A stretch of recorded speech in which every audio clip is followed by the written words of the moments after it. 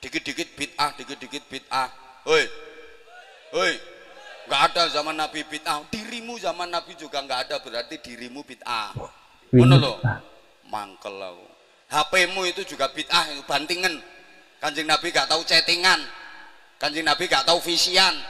Ono hadis Kanjeng Nabi tiktokan. Bid'ah bantingan. Mangkel aku. Sepeda motormu, mobil dinasnya Kapolsek bareng niku bid'ah. Buang. Rasulullah naik onta kok. Nanti Kapolsek dinas naik onta. Bismillahirrahmanirrahim. Assalamualaikum warahmatullahi wabarakatuh. Alhamdulillahirabbil alamin. Assalatu wassalamu ala nabiyyina Muhammadin wa ala alihi wa sahbihi ajma'in. Amma ba'du. Alhamdulillah kita bertemu kembali di channel Cahaya Hidayah. Jadi teman-teman yang dimuliakan oleh Allah Subhanahu wa taala, di video kali ini saya akan membahas yaitu tentang ada seorang ustadz yang mengatakan bahwa Imam Syafi'i itu membagi bid'ah menjadi dua, yaitu bid'ah dhalalah dan bid'ah hasanah. Namun, apakah yang dimaksud bid'ah hasanah menurut Imam Syafi'i itu apakah sama halnya dengan yang dipraktekkan oleh sebagian kaum muslimin di zaman ini? Nah, teman-teman, mari kita simak videonya. Mangkel aku ngene iki kok. Dikit-dikit bid'ah, dikit-dikit bid'ah. Hoi. Hoi. Enggak ada zaman Nabi bid'ah. Dirimu zaman Nabi juga enggak ada, berarti dirimu bid'ah. Ngono lho. Mangkel aku. HP-mu itu juga bid'ah, bantingan. Kanjeng Nabi gak tahu chattingan. Kanjeng Nabi gak tahu visian. Ono hadis Kanjeng Nabi tiktokan. Bid'ah bantingan. Mangkel aku. Sepeda motormu, mobil dinasnya Kapolsek bareng niku bid'ah. Buang. Rasulullah naik onta kok. Nanti Kapolsek dinas naik onta. Astagfirullah. Jadi beliau mengatakan ya, handphone bid'ah, buang. Rasulullah Shallallahu Alaihi Wasallam itu tidak chattingan. Rasulullah Shallallahu Alaihi Wasallam itu tidak main TikTok. Kemudian motor dinas itu buang, naik onta, karena Nabi Shallallahu Alaihi Wasallam itu tidak naik motor, naik onta. Nah, mari kita lanjutkan ya. KB bid'ah. Gini loh, bid'ah itu ada tiga. Ada bid'ah wajibah, bid'ah tapi wajib. Contoh, rungokne, membukukan Al-Quran, membukukan hadis, itu bid'ah. Zaman Nabi nggak ada mushaf Al-Quran, nggak ada. Al-Quran dibukukan jadi satu kitab, satu mushaf, nggak ada. Sekarang dibukukan, dicetak. Bid'ah itu, tapi wajib. Memang betul ya, yaitu bid'ah dalam segi bahasa. Seperti mengumpulkan Al-Quran ya, jadi mengumpulkan, dijadikan mushaf, itu adalah bid'ah dalam segi bahasa. Dan itu hanya sarana. Dan kalau ditinjau dari syariat, itu adalah bukan bid'ah. Dalam segi bahasa itu memang bid'ah ya. Tapi kalau ditinjau dalam segi syariat, itu bukan bid'ah. Ya, itu adalah sarana. Mari kita simak videonya. Wajib hukumnya. Kenapa? Untuk melestarikan dan menjaga kemurnian Al-Quran. Bid'ah, tapi wajib. Mendirikan madrasah, ini bid'ah. Zaman Rasulullah nggak ada madrasah berkelas-kelas bertingkat-tingkat kayak gini. Tapi ini wajib untuk melestarikan. Memang betul ya, yang dimaksud bid'ah hasanah menurut Imam Syafi'i, menurut Imam Nawawi, itu dalam segi sarana ya, bukan dalam segi syariat. Misal seperti membangun madrasah ya, membangun pondok, membangun jembatan. Akan tetapi yang dimaksud bid'ah hasanah menurut Imam Syafi'i dan Imam Nawawi itu tidak sejalan apa yang dipraktikkan sebagian kaum muslimin yang ada di zaman sekarang ini. Nah, teman-teman yang dimuliakan oleh Allah SWT, jadi untuk video kali ini saya akan menampilkan penjelasan yang ilmiah dari Ustadz Dr. Firanda Andirja MA Hafizahullah, yaitu tentang terkait masalah pembagian bid'ah menurut Imam Syafi'i dan Imam Nawawi dan Imam Al-Is bin Abdussalam. Nah, teman-teman semuanya, mari kita simak videonya. Semua perkara-perkara agama yang baru dalam agama dikenal dengan ya bid'ah. Tidak ada namanya bid'ah hasanah. Tidak ada namanya bid'ah hasanah. Bid'ah hasanah ya yang diistilahkan oleh sebagian ulama Syafi'iyah itu tidak sebagaimana bid'ah hasanah yang dipahami oleh sebagian masyarakat. Saya katakan bahwasanya Al-Imam Nawawi membolehkan bid'ah hasanah. Al-Imam Al-Iz bin Abdissalam juga membolehkan bid'ah hasanah. Al-Imam Syafi'i juga membolehkan bid'ah hasanah. Tetapi bid'ah hasanah yang dimaksud oleh mereka para imam bukan yang dimaksud oleh masyarakat umum. Yang dimaksud dengan bid'ah hasanah oleh mereka adalah sarana-sarana. Adalah sarana-sarana. Jadi yang dimaksud oleh Imam Syafi'i dan Imam Nawawi yaitu tentang bid'ah hasanah itu yang mencakup dengan sarana-sarana ya. Adalah sarana-sarana. Contohnya Pak, makanya saya akan bacakan di sini perkataan Al-Iz bin Abdissalam tentang yang dimaksud oleh bid'ah hasanah oleh beliau. Al-Iz bin Abdissalam ini ulama besar mazhab Syafi'iyah yang dinukil perkataannya oleh Imam Nawawi sehingga mengatakan bahwasanya bid'ah terbagi menjadi 5. Bid'ah terbagi menjadi 5 ya. Oke. Dia mengatakan bid'ah terbagi menjadi 5. Dan sebelum saya membacakan perkataan beliau, saya ingin jelaskan. Yang dimaksud dengan bid'ah hasanah oleh para ulama Syafi'iyah adalah hal-hal yang berkaitan dengan sarana, bukan ritual. Contohnya mereka mengatakan di antara bid'ah hasanah, bid'ah yang wajib atau bid'ah yang mustahab, contohnya bikin jembatan. Contohnya bikin pondok. Bikin pondok ada enggak di zaman Nabi? Pondok ada enggak di zaman Nabi? Enggak ada. Enggak ada. Di zaman Nabi orang belajar di masjid, nggak ada pondok. Ya. Tetapi di zaman sekarang dibuat pondok. Pondok itu bukan ritual ibadah, tapi pondok itu sarana untuk bisa belajar agama. Kemudian contohnya mereka mengatakan ilmu nahu dan sorof, ilmu bahasa Arab. Di zaman Nabi tidak ada namanya ilmu nahu dan sorof. Kenapa? Karena para sahabat semuanya bisa bahasa Arab. Jago bahasa Arab ya. Yang butuh dengan ilmu nahu dan sorof adalah kita-kita ini yang bahlul tidak tahu bahasa Arab. Yang bahlul. Makanya harus belajar ilmu nahu dan sorof. Ini tidak ada di zaman Nabi, namun ada di zaman sekarang, dan ini bukan ritual, tapi dia merupakan sarana untuk bisa memahami bahasa Arab. Contohnya lagi ilmu jarh wa ta'dil. Ilmu jarh wa ta'dil adalah ilmu untuk mempelajari dan mengetahui kredibilitas para perawi hadis. Hadis diriwayatkan oleh para perawi. Kita harus tahu bagaimana kredibilitas para perawi ini. Bisa enggak diambil periwayatannya atau tidak? Di zaman Nabi ilmu ini tidak ada. Kenapa? Karena para sahabat langsung meriwayatkan hadis dari Nabi, tidak melalui perantara perawi. Di zaman sekarang butuh, karena dari sahabat sampai kepada kita banyak perawinya. Maka butuh namanya ilmu jarh wa ta'dil. Ilmu ini dinamakan dengan bid'ah yang wajib menurut sebagian ulama. Kita bilang ini yang dimaksud oleh para ulama dengan bid'ah hasanah adalah masalah sarana. Contohnya apa? Mikrofon ya. Ini juga bid'ah, tapi dia sarana. Contohnya mereka mengatakan bid'ah hasanah adalah pengumpulan Al-Qur'an. Jadi itu adalah bid'ah dalam segi bahasa ya, bukan bid'ah dalam segi syariat. Mari kita lanjutkan. Di zaman Nabi tidak ada pengumpulan Al-Quran, tetapi Al-Quran ditulis dalam lembaran-lembaran yang terpisah-pisah. Di zaman Abu Bakar ada ide untuk mengumpulkan Al-Quran lembaran-lembaran tersebut, dan ini disebut dengan bid'ah hasanah karena di zaman Nabi tidak ada. Tetapi pada hakikatnya dia bukan ritual ibadah, tetapi dia sarana untuk mempelajari Al-Quran. Maka butuh lembaran-lembaran tersebut dikumpulkan. Iya, betul tuh. Karena yang disebut dengan bid'ah hasanah oleh sebagian ulama adalah masalah sarana-sarana, bukan ritual. Nah, ini yang selalu disalahpahami ya teman-teman ya, yaitu bid'ah dalam segi bahasa ya, yaitu sebagai contoh mikrofon, terus handphone ya, kemudian radio, itu dalam segi bahasa. Jadi seperti mikrofon itu boleh digunakan, mau digunakan mau enggak silahkan ya, bebas ya. Namun itu bukan termasuk bid'ah hasanah, hanya dalam segi bahasa itu bid'ah ya. Jadi kita itu tidak membagi ada bid'ah hasanah ya. Yang ada adalah bid'ah itu adalah sesat. Banyak sebagian orang itu salah memahami tentang masalah sarana-sarana ini ya. Mari kita lanjutkan. Kalau ritual seperti tadi, sholat raghaib, sholat malam nisfu Sya'ban, tambahan wa barakatuh, mengangkat jenazah sambil berzikir, ini diingkari oleh Imam Nawawi, disebut dengan bid'ah yang mungkar. Sebagian orang-orang Indonesia tatkala melihat ternyata sebagian ulama Syafi'iyah membolehkan bid'ah hasanah, mereka salah paham. Salah paham. Mereka menyangka bid'ah hasanah yang dimaksud kreasi sebebas-bebasnya. Padahal tidak, yang dimaksud dengan bid'ah hasanah adalah masalah sarana dan sarana, bukan membuat ritual ibadah yang baru. Nah, teman-teman yang dimuliakan oleh Allah Subhanahu wa taala, dulu juga ada satu video itu ya, yaitu tentang masalah ziarah kubur itu sambil menari-nari di tepi kuburan. Nah, itu juga bid'ah itu ya.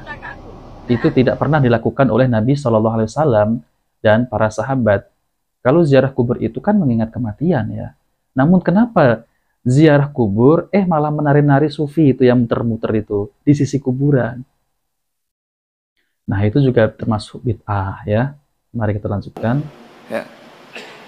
Karena lihat, tatkala Imam Al-Is bin Abdussalam mengatakan, bid'ah terbagi menjadi bid'ah yang wajib, bid'ah yang haram, bid'ah yang mandub, dan bid'ah yang makruh, dan bid'ah yang mubah. Jadi bid'ah ada berapa? Wajib, mustahab, kemudian makruh, haram, dan mubah. Ada 5 macam bid'ah. Kemudian beliau menyatakan, ada beberapa contoh bid'ah yang wajib, kata beliau. Yang pertama, berkecimpung dalam ilmu nahwu. Yang dengan ilmu tersebut dipahami perkataan Allah dan perkataan Rasulullah. Hal ini hukumnya wajib. Menjaga syariat tidak mungkin kecuali dengan ilmu nahwu. Ya, betul. Contoh kedua adalah menjaga kata-kata yang asing, yang gharib. Jadi di zaman Nabi tidak ada penulisan kata-kata gharib. Jadi ada bahasa Arab, bahasa yang luas. Dan Nabi dan para sahabat mengerti bahasa Arab dengan detail. Kemudian berlanjut dengan berjalan waktu, sebagian ulama pengetahuan tentang bahasa Arab berkurang. Oleh karenanya bahasa Arab yang susah-susah harus ditulis, dikumpulkan supaya orang tidak lupa. Pengumpulan tulisan bahasa Arab yang susah ini dianggap bid'ah yang wajib oleh Al-Is bin Abdussalam. Ini ritual ibadah atau bukan? Bukan, ini sarana. Bukan, dia bukan ritual, tapi hanyalah sarana untuk menjaga syariat. Betul. Contoh ketiga, bid'ah yang wajib adalah penulisan usul fikih. Usul fikih juga tidak ada di zaman Nabi, tetapi dia bukan ritual ibadah. Ilmu usul fikih adalah ilmu untuk mempelajari penunjukan bahasa-bahasa Arab. Iya. Di zaman Nabi tidak perlu, karena para sahabat sudah ngerti bahasa Arab dan penunjukan bahasa Arab tersebut. Ini ilmu bukan ritual ibadah, bukan suatu ritual, tetapi sarana untuk bisa mempelajari agama. Agama ya, sarana ya. Dia sebutkan juga di antara contoh bid'ah yang mustahab, di antaranya pembuatan ar-rabat dan sekolah-sekolah, buat pondok, sekolah-sekolah, ini bid'ah hasanah. Bid'ah hasanah. Bid'ah yang mustahab. Dari sini ikhwani fillah wa akhwati fiddin azanillahu iyyakum, kita paham ternyata meskipun sebagian ulama Syafi'iyah membolehkan adanya bid'ah hasanah, namun bid'ah hasanah yang mereka maksudkan tidak sebagaimana yang dipahami oleh banyak orang, sehingga mereka menyangka boleh berbuat kreasi dalam ibadah sebanyak-banyaknya. Ini tidak dibenarkan ya. Yang dimaksud bid'ah hasanah oleh mereka hanyalah ya perkara-perkara yang berkaitan dengan sarana dan bukan ritual ibadah. Karena kalau kita membuka bab ini, setiap orang boleh bikin ritual agama, maka akan banyak kelompok-kelompok yang aneh-aneh. Iya, betul. Akan banyak kelompok yang aneh-aneh. Ada yang berzikir dengan menggerakkan kepalanya, la ilaha illallah, ya, seperti itu. Memang betul ya, teman-teman yang dimuliakan oleh Allah Subhanahu wa taala.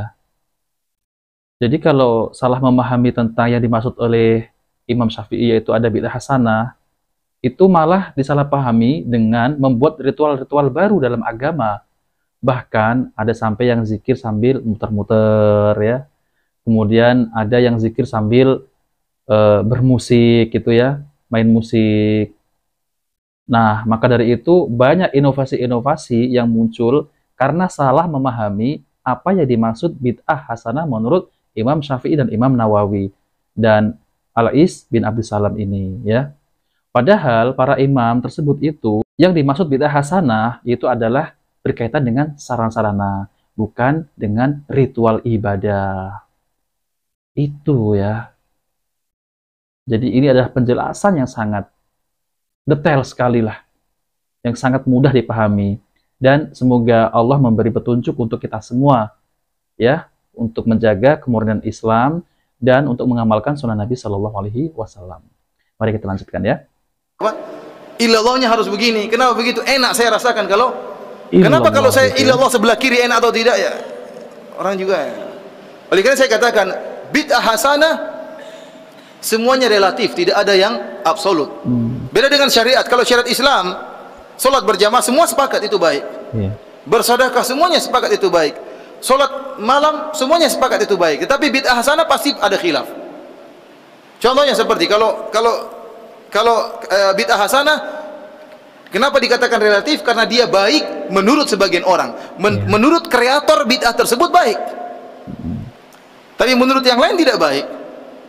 Contohnya orang-orang Syiah tatkala berbuat bid'ah memukul-mukul tubuh mereka tatkala 10 Muharram hari Asyura. Kita bilang itu perbuatan buruk. Tapi kata mereka orang Syiah ini baik. Dengan saya memukulkan diri saya, mengeluarkan darah, saya ingat bagaimana perjuangan Hussein. Menambah iman saya. Nah, sekarang repot, kita mau larang bagaimana? Kita bilang nggak baik, menurut dia baik. Dan kita punya kaidah sama-sama boleh bikin kreasi. Kalau kita punya kaidah boleh berbuat kreasi sebebas-bebasnya, maka kita tidak akan bisa mengingkari siapapun dalam berbuat bid'ah. Kalau tadi ada yang bilang la ilaha illallah gini, kita bilang kenapa kamu zikirnya kayak gitu? Kan susah kalau di kamar bisa kejedut kepalanya. Dia bilang ini enak kalau saya, illallahnya enak digoyangkan. Berarti kalau saya illallah belok kiri boleh nggak? Kalau ke belakang illallah enak nggak ya? Seperti itu. Ya. Akhirnya orang bebas saja mau berzikir. Berinovasi ya. Mau bikin zikir apapun, bikin ibadah apapun enak. Oleh karena kita bilang suatu yang hasanah bid'ah itu pasti relatif. Namun anehnya masing-masing merasa itu yang baik dan memburukan yang lainnya. Sekarang ada banyak 5 pelaku bid'ah misalnya. Ada thariqah misalnya, thariqah rifaiyah, ada thariqah tijaniyah, ada thariqah Naqsyabandiyah. Masing-masing punya bid'ah khusus. Masing-masing punya bid'ah khusus, masing-masing punya salawat khusus, masing-masing punya cara ibadah khusus. Yang satu menganggap dia yang terbaik, yang lain kurang baik, yang lain juga demikian. Masing-masing merasa terbaik. Itulah akibat dari bid'ah. Padahal ikhwani fillah azanillahu wa iyyakum, kalau boleh bebas berbuat bid'ah, boleh berkreasi dalam ibadah, maka saya punya ide untuk berkreasi. Apa ide saya untuk berkreasi, saya punya ide yang sangat indah. Saya akan katakan kepada mereka, para pencetus bid'ah, saya punya ingin bikin bid'ah. Bid'ah saya adalah tidak boleh beribadah kecuali dengan pemahaman para sahabat. Masya Allah, itu mantap. Dengan cara seperti ini umat Islam akan bersatu. Oh, mereka bilang, oh nggak boleh kalau itu. Ya, berarti saya punya bid'ah, kamu nggak nolak. Ya, kalau gitu saya juga boleh nolak bid'ah kamu. Karena ikhwan bid'ah tidak ada yang absolut, semuanya relatif. Baik menurut masing-masing penciptanya. Iya, betul. Buruk menurut yang lain. Berbeda dengan syariat Islam, maka yang sudah sempurna maka disepakati kebaikannya oleh seluruh umat Islam ya.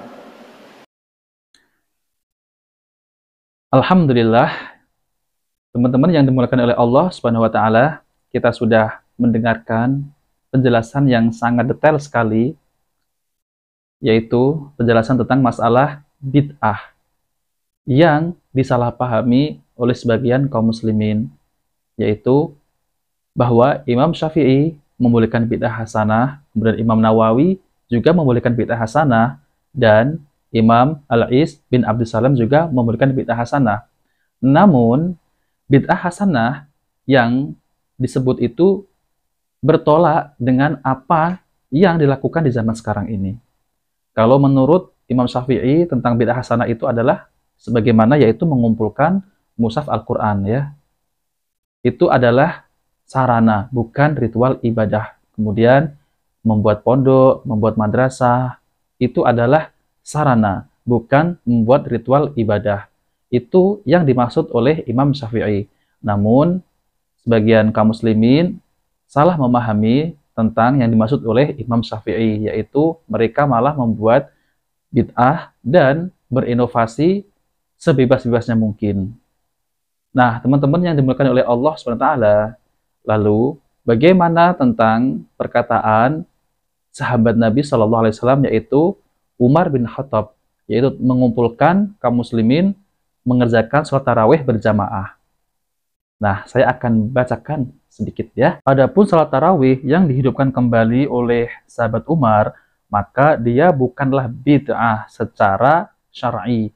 Bahkan sholat tarawih adalah sunnah beliau SAW. Dilihat dari perkataan dan perbuatan beliau, Rasulullah SAW pernah melakukan sholat tarawih secara berjamaah pada awal Ramadan selama 2 atau 3 malam. Ya, beliau juga pernah salat secara berjamaah pada 10 hari terakhir selama beberapa kali.